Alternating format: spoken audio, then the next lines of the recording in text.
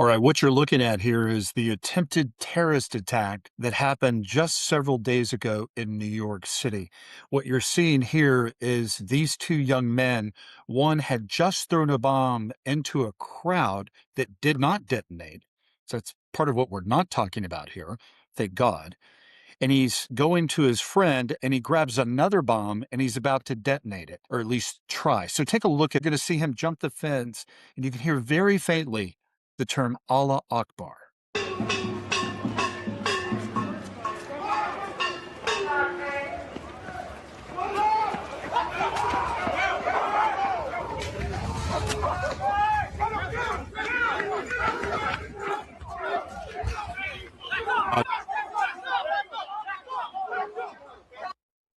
You maybe have heard this term. What is it? How is it defined? It simply means in Arabic, God is greater. Greater than who? Than the God of the Jews, the God of Christianity. So when you hear this term, not only is it defined God is greater and set in juxtaposition against Judaism and Christianity, but you also have to understand this, that this has been for the last 1400 years within Islam, the battle cry for jihadism. And this is what this young man does right here with his friend, his other comrade attempting Islamic terrorist attacks right here in New York City. So I want to go to another video that I think is very, very powerful, and we must see this as well because you're going to hear Josh Hammer of Newsweek explain really the lack of response and the odd response from the Muslim mayor of New York City, Zohran Mamdani. Turn our attention quickly to New York because a pair of ISIS-trained extremists have been charged with allegedly hurling an improvised explosive device at the mayor's official residence during a protest, which police say would have caused serious death or injury had it detonated. Law enforcement sources close to the case have told the New York Post the two suspects had allegedly self-radicalized in recent years, having traveled to Turkey and other terror training hotspots.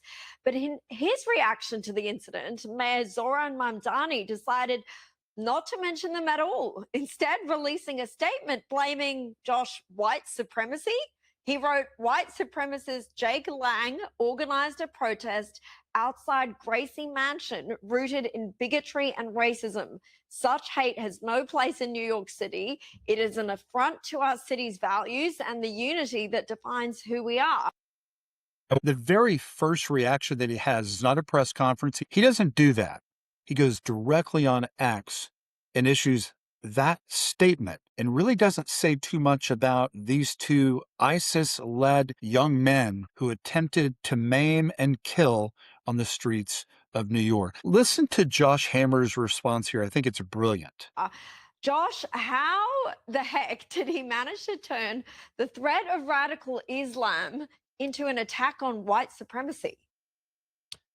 There's a very simple answer to that question, which is that Zohran Mamdani is sympathetic to radical Islam. That is the unequivocal answer to your very astute question. Zohran Mamdani is a man who founded his Students for Justice in Palestine chapter back when he was in Bowdoin College in Maine years ago. SJP, as is frequently known, is essentially a Muslim Brotherhood, a Hamas front group, openly orchestrating, openly inciting for murderous jihad and anti-Western civilization subjugation on America's university campuses.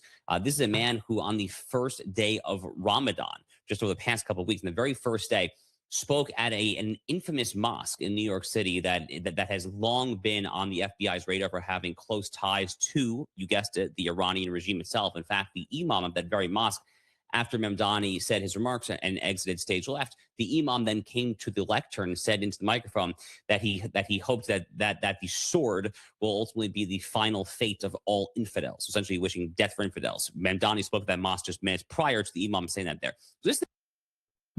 I'm going to play Mamdani's words just right in early February as he's at his own mosque, and you're going to see what the Imam prays following his comments. It's shocking.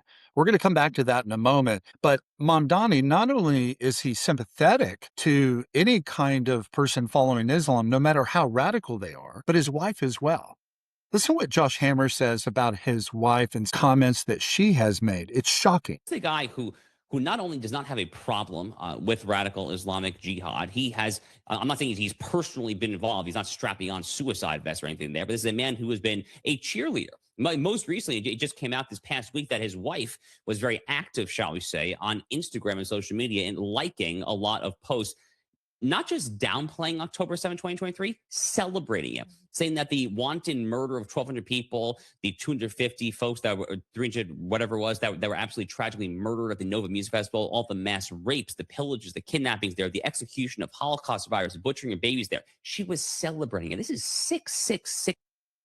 I don't even know how to respond to this. If myself or my wife or my children were liking particular comments by people commenting about October 7th and the jihadists raping, maiming, killing, kidnapping Israeli men and women and children, and they were liking the comments of radical jihadists, I don't even know what to say. But this is the reality with Mamdani's wife.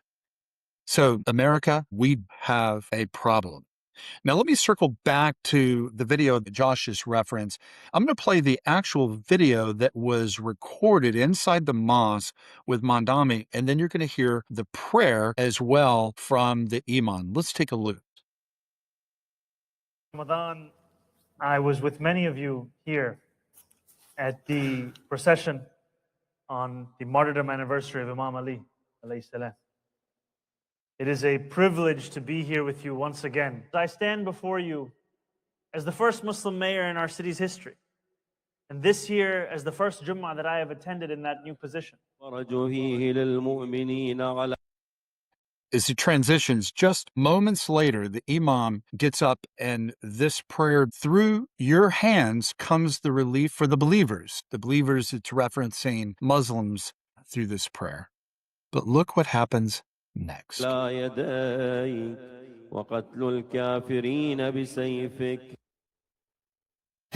of the infidels by your sword. Let me read it again. And the killing of the infidels by your sword. That's the prayer. The mayor of New York City, the Muslim mayor, attends this mosque, and the spiritual leader, the Imam, prays this prayer, calling the rest of the Muslims there to kill the infidels by your sword, which comes directly from the Quran. I would dare say this: we have a problem, America. Not only in America, but Western civilization. We have to wake up to the fact Islam encroaching upon Western civilization and on our American soil. I've said it many times and I'll say it again.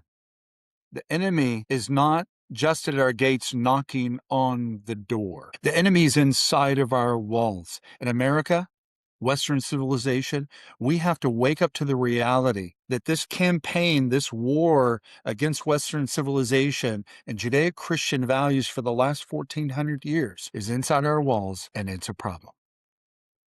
Well, I want to thank you for tuning in. If this information's been helpful to you, I would be honored if you would subscribe, if you would share, and if you would comment. Well, until next time, my friends, faith and honor.